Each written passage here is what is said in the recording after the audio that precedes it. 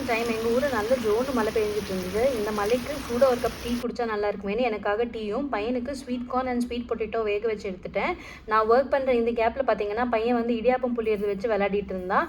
Let M B engaged அப்படின்னு சொல்லி விட்டுட்டு நான் பாட்டுக்கு என் ஒர்க்கை வந்து பண்ண ஸ்டார்ட் பண்ணிட்டேன். நல்ல மழை பெஞ்சதுனால கரண்ட்டை வந்து கட் பண்ணிட்டாங்க. மீன்வைல் அந்த மழை ஸ்மெல்லுக்கும் கார்ன் அண்ட் இது வேக வச்ச ஸ்மெல்லுக்கும் அவ்வளோ நல்லா இருந்தது.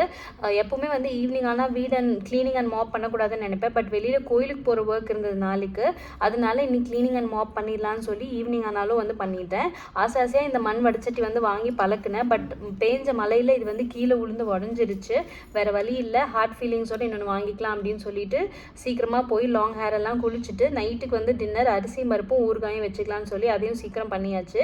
நானும் பையனும் தான் வந்து நாளைக்கு கோயிலுக்கு போகிறோம். சித்தி வீட்டிலேருந்து போகிறதுனால ஹஸ்பண்ட் வந்து எங்களை ட்ராப் பண்ணுறதுக்கு வந்தாங்க. மலையிலேயே தான் வந்து காரை டிரைவ் பண்ணிட்டு போகிறதா இருந்துச்சு. நெக்ஸ்ட் டே பார்த்தீங்கன்னா சித்ரா பௌர்ணமி வந்து